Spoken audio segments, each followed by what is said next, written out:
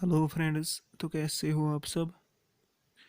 मेरे थंबनेल से आपको पता चल गया होगा कि आज हम किस चीज़ पे डिस्कस करने वाले हैं। तो वो है हमारा क्लास फोर्थ। ये जो क्लास फोर्थ की पोस्ट है इन पे आज हमारी थोड़ी सी डिस्कशन रहेगी। जो भी हमने इंफॉर्मेशन गैदर की है, तो हम मैं चाहूँगा कि वो मैं आपके साथ शेयर करूँ, ठीक है। तो आप लोगों से रिक्वेस्ट है कि आप इस वीडियो को एंड तक देखना, ठीक है। देखो, इस क्लास फोर्थ ने क्या है, एक टेंशन भरा माहौल पैदा किया है JNK के बारे में। तो जितना हमने इसके बारे में इंफॉर्मेशन गैदर की, तो वो हम आपके साथ शेयर करने वाले हैं, ठीक है। So let us begin. देखो, हम 100% श्योरिटी के साथ नहीं कह सकते हैं कि ग्रेजुएट्स एलिजिबल हैं या ग्रेजुएट्स एलिजिबल नहीं है। वो हम नहीं कह सकते हैं अभी। बट हमें देखना है रीजंस किसके फेवर में हमें ज़्यादा मिलते हैं, वेदर एलिजिबिलिटी के बारे में या इन एलिजिबिलिटी के बारे में, ठीक है ना। पहले हम डिस्कस करते हैं एलिजिबिलिटी, ठीक है। देखो, पहले ही मैं आप देख सकते हो कि मैंने लिखा है सबमिशन ऑफ फार्म, यानी सबमिशन ऑफ फार्म ऑलमोस्ट सभी ने भर ली है, ठीक है। चाहे वो PhD हो, चाहे वो MSc हो, चाहे वो मतलब 12th पास हो, चाहे वो अंडर ग्रेजुएट हो, वो फार्म सभी ने भर लिए, ठीक है। तो इसका मतलब है अगर फार्म सभी ने भर दिए, तो वहाँ पे फिर एक ऑप्शन आता था कि आपके पास हायर क्वालिफिकेशन है या नहीं है। तो जो वहाँ पे यस करता था तो उसका फार्म रिजेक्ट होता था, जो नो करता था उसी का फार्म एक्सेप्ट होता था। इसका मतलब है देखो, हमें देखना है कि JKSSB ने ये ऑप्शन क्यों रखा होगा, ठीक है। क्योंकि पहले ही लिखा था कि ये जो क्लास फोर्थ है ये 12th पास के लिए, फिर क्यों लिखा गया है कि आपके पास 12th है या नहीं है, ठीक है।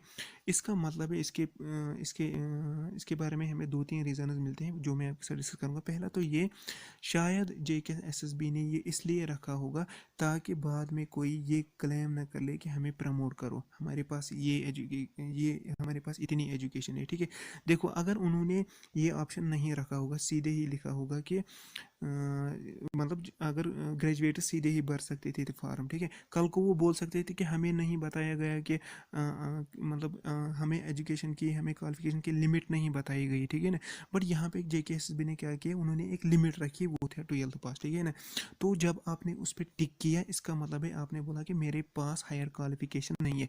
तो कल को आप मतलब JKSSB वालों को या डिपार्टमेंट वालों को नहीं बता सकते हो कि मेरे पास इतनी एजुकेशन, मेरे पास इतनी क्वालिफिकेशन है, मुझे नहीं बताया गया था कि इस पोस्ट के लिए लिमिट है क्वालिफिकेशन के लिए। तो आप वहाँ नहीं बता सकते हो कि मुझे प्रमोट करो, ठीक है ना। इसका मतलब है आपकी जो वैलिडेशन ऑफ हायर क्वालिफिकेशन है वो यहाँ पे ख़त्म होती है, ठीक है। इसलिए शायद क्या किया था JKSSB ने वालों ने वो ऑप्शन वहाँ पे रखा था, ठीक है। दूसरी बात ये है कि देखो, कल को अगर ग्रेजुएट पोस्ट निकलते हैं, ठीक है ना। अब कोई क्लास फोर्थ वाला जो है उसने क्या किया है, वो मतलब वो ऑलरेडी जॉब करता है, कोई ग्रेजुएट जो है वो ऑलरेडी जॉब करता है क्लास फोर्थ में। कल को अगर ग्रेजुएट पोस्ट निकल गई, चलो उसने एग्ज़ाम दिया और उसकी सिलेक्शन भी हो गई, ठीक है। देखो, फिर क्या होता है, आपको पता होगी एक्स सर्विसमैन के लिए एक अलग से रिजर्वेशन निकलती है। बट उन्हें एक सर्टिफिकेट लानी पड़ती है यहाँ से, कहाँ से, मतलब डिपार्टमेंट से, कि मैं किस पोस्ट पे काम कर रहा था। कल को जब डॉक्यूमेंट वेरिफिकेशन होगी, जो आपका डॉक्यूमेंट वेरीफाई कर रहा होगा, ठीक है ना, तो उसको आपको वो सर्टिफिकेट देनी है कि मैं किस पोस्ट पे था, ठीक है। तो जब वो वहाँ पे क्लास फोर्थ देखेगा, उसको पता है कि उसकी क्या लिमिट थी, उसकी थी 12th लिमिट, इसका 12th पास लिमिट। इसका मतलब है आपके पास ओनली 12th क्लास की ये मतलब क्वालिफिकेशन है, आपके पास हायर क्वालिफिकेशन नहीं है। तो वहाँ पे क्या कर सकते हैं, आपको वहाँ पे वो आपको नेगलेक्ट कर सकते हैं, वहाँ पे वो आपको एलिमिनेट कर सकते हैं, ठीक है ना। इसलिए आप हायर पोस्ट्स के लिए एलिजिबल नहीं हो। ये क्राइटेरिया मुझे लगता है इसलिए JKSSB ने वो वहाँ पे ऑप्शन रखा था कि whether you have higher qualification और ना, ठीक है। अदरवाइज मुझे लगता है ग्रेजुएट्स जो है वो एलिजिबल है, बट वो एलिजिबल किस बेसिस पे, वो 12th बेसिस पे एलिजिबल है, ठीक है ना। वो कल को नहीं बता सकते हैं कि मेरे पास इतनी एजुकेशन है, मुझे ये पोस्ट चाहिए, मुझे वो पोस्ट चाहिए, ये इस बात का आप ध्यान रखना, ठीक है ना। दूसरा, अगर हम एलिमिनेशन के अगर हम देखेंगे ग्रेजुएट्स एलिजिबल नहीं है, ठीक है ना, उसके लिए हमें एक ही रीज़न मिलता है कि कैसे वो एलिजिबल नहीं है, कैसे उनको मतलब जेकेएसबी वाले एलिमिनेट कर सकते हैं, वो है 12th पास क्वालिफिकेशन की सर्टिफिकेट पे, ठीक है ना। जब डॉक्यूमेंट वेरिफिकेशन होगी तो वहाँ पे क्या होगा, ये जो डॉक्यूमेंट वेरीफाई कर रहा होगा वो आपको बताएगा कि हमें 12th पास क्वालिफिकेशन सर्टिफिकेट दिखाओ। क्योंकि ये जो 12th पास क्वालिफिकेशन सर्टिफिकेट होती है ना, ये जो ग्रेजुएट लड़का होता है, इसने ये कॉलेज में ऑलरेडी सबमिट की होती है, ठीक है ना। फिर इसको वापस जो मिलती है वो इसको ग्रेजुएट क्वालिफिकेशन सर्टिफिकेट मिलती है, यानी ग्रेजुएशन क्वालिफिकेशन सर्टिफिकेट, ठीक है ना। बट इसमें क्या होता है, ये जो 12th पास क्वालिफिकेशन सर्टिफिकेट ये बहुत सारों के पास होती भी है और बहुत सारों के पास होती भी नहीं है, ठीक है।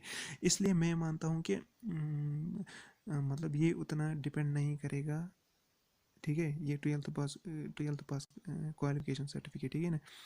इसलिए मेरा मानना है, ज़्यादा मैं जिसको मतलब प्रेफर करता हूँ, मुझे लगता है कि ग्रेजुएट एलिजिबल है, बट वो 12th पास मतलब 12th क्वालिफिकेशन पे एलिजिबल हैं, तो और उनको प्रमोशन, किसी भी तरह की प्रमोशन नहीं मिलेगी, या कल को अगर मतलब ग्रेजुएट पोस्ट निकले, वो उनके लिए बिल्कुल ही इनएलिजिबल है, ये मेरी बात आप याद रखो, ठीक है ना। तो ये था कुछ मसला। मैं मतलब 100% श्योरिटी के साथ नहीं कहता हूँ कि वो एलिजिबल हैं, वो एलिजिबल नहीं है, ठीक है ना। बट एलिजिबिलिटी के लिए मैं आपको 70% ये देता हूँ, प्रेफर करता हूँ एलिजिबल है, ठीक है ना। और 30% में इन एलिजिबल के लिए बोल रहा हूँ, ठीक है। तो बाकी अब देखेंगे क्या होगा, ठीक है। तो दूसरा जो अनाउंसमेंट यहाँ है वो है result date of class 4th, ठीक है। हमने देखो ये जो हाई मतलब जेकेएसएसबी में काम करते हैं उनके साथ यहाँ हमने इंफॉर्मेशन गैदर की, जो हमारे पास इंफॉर्मेशन है, हमें पता चला है कि ये जो क्लास 4th का ये जो डेट अनाउंस होगा वो होगा 29 या 30 मई को, ठीक है। या इसके अराउंड ही, मतलब इसके अराउंड, इस डेट के अराउंड ही आपका रिजल्ट निकल सकता है, ठीक है। तो अब यहाँ पे क्या है, देखो कुछ मतलब सिलेक्ट होंगे, कुछ नहीं होंगे, वो कौन होगा वो तो ऊपर वाला ही जानता है, ठीक है। तो अब हमें क्या फोकस करना है, हमारे जो अपकमिंग एग्ज़ाम है हमें उस पर फोकस करना है, ठीक है ना। आपको पता है एसआई का एग्ज़ाम है, ऐसे ही एफए का एग्ज़ाम है, ऐसे ही मतलब केएस के एग्ज़ाम है, ठीक है। तो हमें उन पे फोकस करना है, इसलिए हमारे यूट्यूब चैनल ने क्या किया है, पहली बार हम इन एग्ज़ाम्स के लिए इन एग्ज़ाम्स के लिए हम एक एमसीक्यू सीरीज़ शुरू करने वाले हैं, ऑलमोस्ट 16,000 प्लस एमसीक्यू सीरीज़, ठीक है। यहाँ पे आप देख सकते हैं, और ये जो 16,000 प्लस एमसीक्यूज़ होंगे, ये कंपाइलड एमसीक्यूज़ होंगे for JKSSB, FA, SI, KS, assistant compiler. और हमारा जो मोटिव रहेगा वो यही रहेगा कि हमारी चैनल में से ऑलमोस्ट 120 में से 120 मार्क्स आ जाए, ठीक है ना, इसके अराउंड हमारे मार्क्स आ जाए, ठीक है। तो 30 प्लस मॉक टेस्ट भी आपको फ्री मिलेंगे। आपको पता है कि मॉक टेस्ट जो आजकल मिलते हैं उनकी प्राइस क्या होती है, कुछ अफोर्ड करते हैं, कुछ नहीं कर सकते हैं, ठीक है। तो इसलिए हमारी चैनल आपको फ्री मॉक टेस्ट भी दे रही है, प्लस 16,000 प्लस एमसीक्यूज हम डिस्कस करने वाले हैं आपके साथ, ठीक है ना। इससे क्या होगा, आपका रिविजन भी होगा, ठीक है। और जिन्होंने नहीं भी पढ़ा होगा तो मतलब उनके काफ़ी मतलब हेल्प करेगा ये वीडियोज़, ये अपकमिंग वीडियोज़, ठीक है। तो आपका साथ साथ में रिविजन भी हो जाएगा, ठीक है ना। देखो ये जो टॉपिक्स होते हैं, मतलब जनरल टॉपिक्स होते हैं, जनरल स्टडी जो होती है, इसको याद रखना बहुत ही मुश्किल होता है। इसलिए जब हम एमसीक्यूज़ बार बार पढ़ते हैं, इससे क्या होता है, हमें चीज़ें याद रहती है, ठीक है ना। तो आपसे यही रिक्वेस्ट है कि आप हमारे चैनल को सब्सक्राइब करो। हम देखेंगे आगे कि हमारे लेक्चर का शेड्यूल क्या रहेगा। सुबह एक लेक्चर आएगा, शाम को एक लेक्चर आएगा। तो you people are request to subscribe our channel, ठीक है। Thanks for watching this video, thanks so much.